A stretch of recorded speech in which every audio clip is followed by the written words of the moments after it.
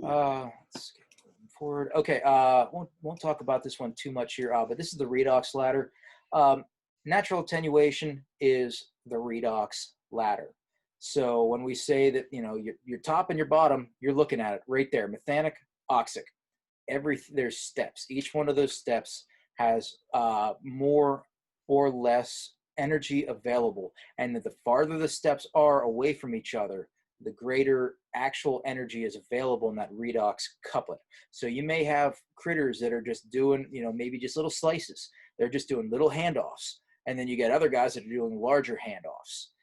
And those are their metabolic advantages. You know, those are the niches that they survive within. So, and there, of course, then there's your facultative microbes that are capable of working with or without direct oxygen availability. So that's where you go from aerobic to anoxic to anaerobic systems, and different critters being able to work within some. And then, of course, there's your obligates as well. We are obligate aerobes. If you take away the atmospheric oxygen, we die, you know, brain death within 4 or 5, starting 6 minutes. Versus then the methanogens that are, if you get any oxygen into that system, it wipes them out. It's just as poisonous. It's poison to them versus the methane would just knock us out and then we'd suffocate. So it's actually almost worse for them in some ways. Okay. So terminal metabolic pathways, a little stuffy here, excuse me. Bill and Ted's herbal tea. TEDs, terminal electron donors. This is where the electron is coming from. It could be sunlight. It could be organic carbon. Could be iron, ferrous iron, depending on what the metabolic pathways are. And then also the terminal electron acceptor. What's pulling off that energy source? Is it nitrate, sulfate, selenate, oxygen, obviously, and those are really kind of the big ones when you're talking in environmental systems, at least from my experience working in mine drainage and then in some agriculture as well. And yet, just remember that the T's that's essentially the biological exhaust system. You know, you've got a whole in a gas engine. You got a whole bunch of gasoline, right? It's a reduced state of carbon, and then you've got oxygen coming from the atmosphere, and it's the exhaust system. So it's the same thing with biology. There really is no fundamental difference. It's just you've got an actual engine, a physical engine, versus a biological engine, but you still have all of those components are still working within that. Instead of just being a purely chemical, mechanical system, we're talking biogeochemical system, biogeochemical, electrical in some cases. If you're talking about direct electron, extracellular electron transport, I think is what it's called now. Let's see. Yeah, that's good. Okay. Oh boy, I'm not getting too deep into this one. But this is what I put together for the Mars Society, and this is just to show that, and this will also be available for the recording. So you got Blackwater, Greywater, hospitalized, ag, hume. Put all of it together. There's pretty good evidence that shows that combining these waste streams provides metabolites that would otherwise be lacking for other waste streams. So if you had a series of bioreactors, each trying to do one specific thing, you're not going to get too far because they're going to run out of something pretty darn quick. But if you start combining these waste streams like the regolith or the perchlorate cycle with some nutrients from the Blackwater cycle, say on a Mars habitat, okay, now you've gotten rid of 2 waste streams and you've got several beneficial products. Oxygen. The perchlorate by itself, if you could purely just clear that out, that's a explosive. I mean, that's fuel for getting back off the planet, back off of Mars and back home. Boy, you can keep going on and on, so I'm not going to. But the nitrogen species, and if you notice at the top where it's blue at a positive 450, and then all the way where it's talking the negative 450 is that bioredox wall.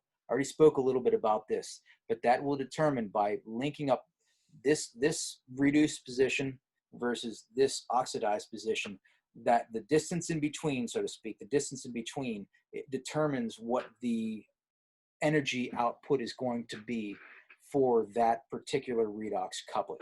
And then this is how this plays in, going all the way around where you start off in an aerobic system. and you start chewing up all the oxygen, and you're down in your nitrogen, and then you burn off your nitrate, and then your selenate and sulfate, your sulfur species are going to get reduced and either sequestered within the tank, say if you're elemental sulfur or elemental selenium, or hydrogen sulfide or hydrogen selenide, which can be off-gassed and then captured. Now hydrogen selenide, you do not want to mess with. That stuff will kill you. Of course, so will the hydrogen sulfide. They're both really nasty stuff. So it's well known, but it isn't without some caution. Absolutely. And then when you start diving down below -350, look like I got perchlorate in here. I think the perchlorate was up above selenium and sulfur. But then you got methane, and then you hit that redox wall. Well, you've already done everything you can with reduction. All right, now switch it.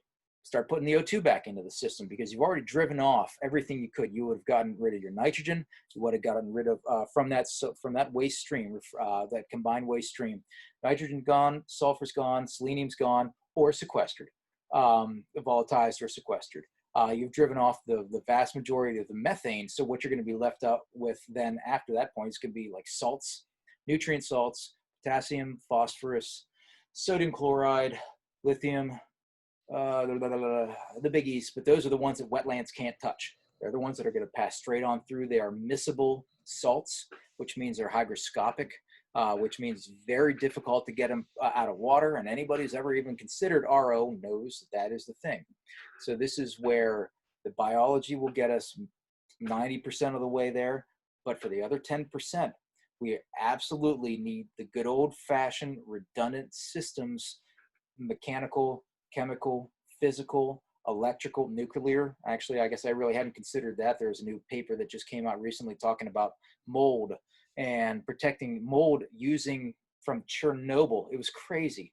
I put it up in the settling space, our library. So that's available to anybody who actually wants to see it. I just pulled that down just like 2 nights ago. But and it just goes to show the amazing capabilities of evolution. And that was probably something that already existed. It was just they finally had an opportunity for an environment that allowed for the self-selection and then the self-organization of mold. I mean, that's the thing that blows my mind. There's less difference between us and fungi than there is in us and bacteria or archaea. And something as advanced as mold can do that. That's what blows my mind. Yeah, so moving on. I have to think about that one more later. Okay, so this is best if I talk about just the colors that you're seeing. So pink, this is getting the regolith from the planet. Purple, how do you get the perchlorate out? Leaching. I mean, you don't have to reinvent the wheel on this one. You're just going to crush it all up and leach it, seriously. And then the salts, you're leaching out all the salts from the regolith, like I just talked about. And then you've got other processes that you can use. RO, what do I have down here? Biocathode reduction, electrolysis, chloralkali process.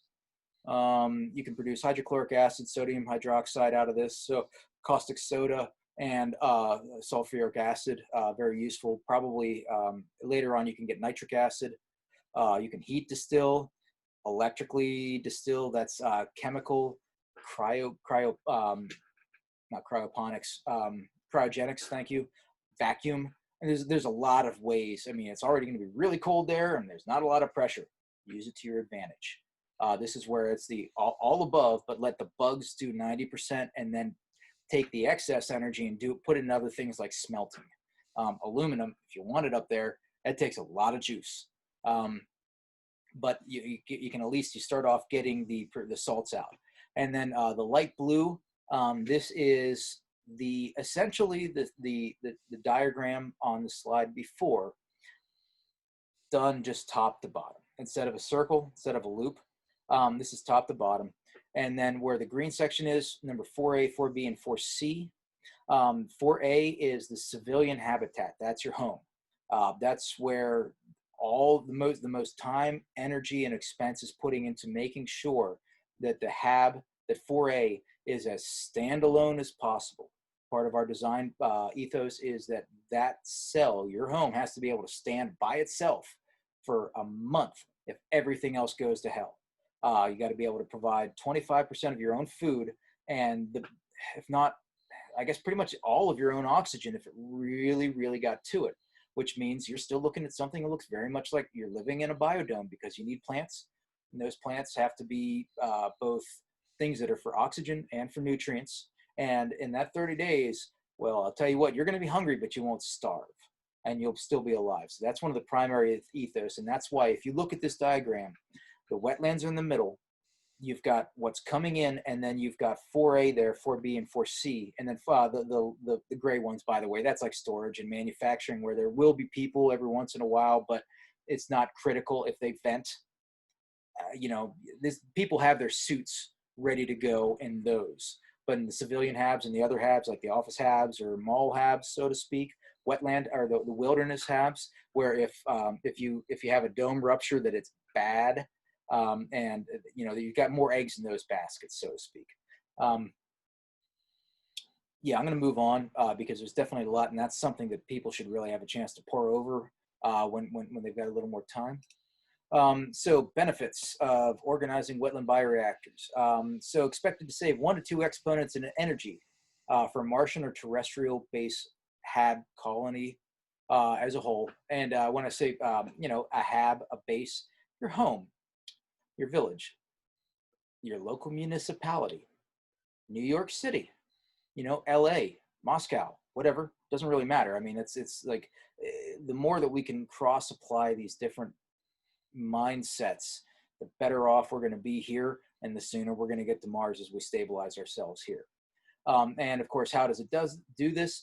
More natural cycling, bioremediation in a smaller space. On average, we're about 50 to 100 times. When I say smaller there, it should really read higher treatment density. So a manufactured wetland versus a constructed wetland is about 1 to 2 exponents, anywhere from 50 to 150 times better treatment density, whether it be square footage or volumetrically cubic foot or cubic volume. Let's see, and this does not include the efficiencies of beneficial byproducts: oxygen, sodium hydroxide, sulfuric acid, selenium, whatever you should need, rare earth elements, methane, purified methane.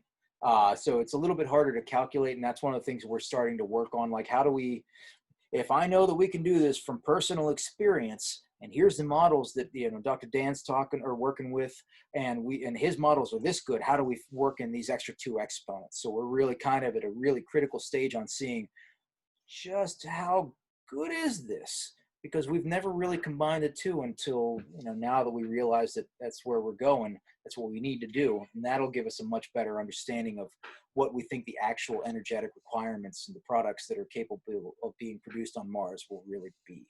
Let's see. Yep. Okay, that's good.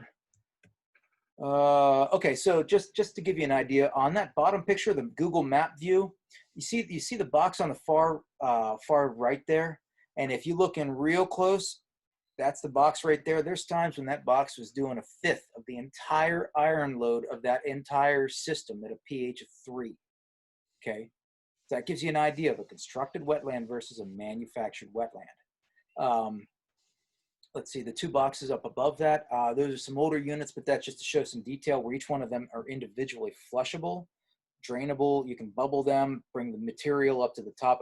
By the way, inside there is organic matter, whether it be hemp or coir, or we can pretty much use anything we want, really, is what we're finding. It just depends on what the critters are you're trying to grow will determine what your recipe is, what you're going to put into the box. Is it going to be a high lignin or low lignin, high cellulose, low cellulose, kind of a mix? What are you trying to foster, essentially? And that's, so the first one's Dietrich, that's for mining client. That's an acid mine drainage system. And that one was pulling at a pH of about 6.5 to 7. pH 6.5 to 7. And the other one is about a pH of 3. Okay, and there's a lot of benefits, so I'm going to keep on moving through this. Manufactured wetland can do everything a constructed or natural wetland can, and some things they can't. Already talked about that. The biggie is methane, that I can tell, really one of the biggies is methane purification. And by purification, I mean once you get the hydrogen sulfide out, that gas, as opposed to having a big batch reactor where everything comes out at once and it's super stinky. If you can get that stank out, that smell out, now you've got an opportunity to run the methane through fuel cells or inject it into a pipeline, because that highly reactive hydrogen sulfide is no longer capable of breaking down the steel or the iron within those pipes, or frying the fuel cell and immediately just degrading it from that highly reactive. Really, really, I mean, it'll kill us. It does the same thing to pretty much everything else it touches. So they can be flow through, pulse, or batch reactors. Is it a stream? Is it a river? Is it a tide pool? Those are the kind of things you want to think about. And what's the environment you're trying to foster? And do you want pulse flow, or do you want to just run it hard, run it fast? It really depends on what kind of critters you're working with, depends on the loading, depends on the time of day. A wastewater treatment facility gets a lot more water in the beginning of the day and at the end of the day versus the middle of the day or, 2 a.m. Those are the kind of loadings that you want to think about. And it can adapt to that flow in real time. That because the system is self-organizing, it is capable of accepting that flux, that change in the daily loading. And loading is, of course, your flow times your solute concentrations. So between those two, like you could have 1 gallon a minute and 1,000 milligrams, or you could have 1,000 gallons a minute and 1 milligram, and it's still going to equal the same thing. But it's going to take a radically different kind of approach in the bioreactor, if it can even be done in certain, if the concentration is so low, it doesn't matter. Can a bioreactor even do that? Because the concentration is so low that there isn't a microbe that is capable of taking advantage of those low concentrations. So it's what we found is the higher the concentrations of the pollutant, the more likely you are to have that self-selection choose for the microbes that would do whatever that remediation pathway is within that system. So it's actually the nastier the water is, the better, and the more likely it is that it will self-select and then self-organize. And then after that, it's surface area, flow, and making sure that you have the other metabolites.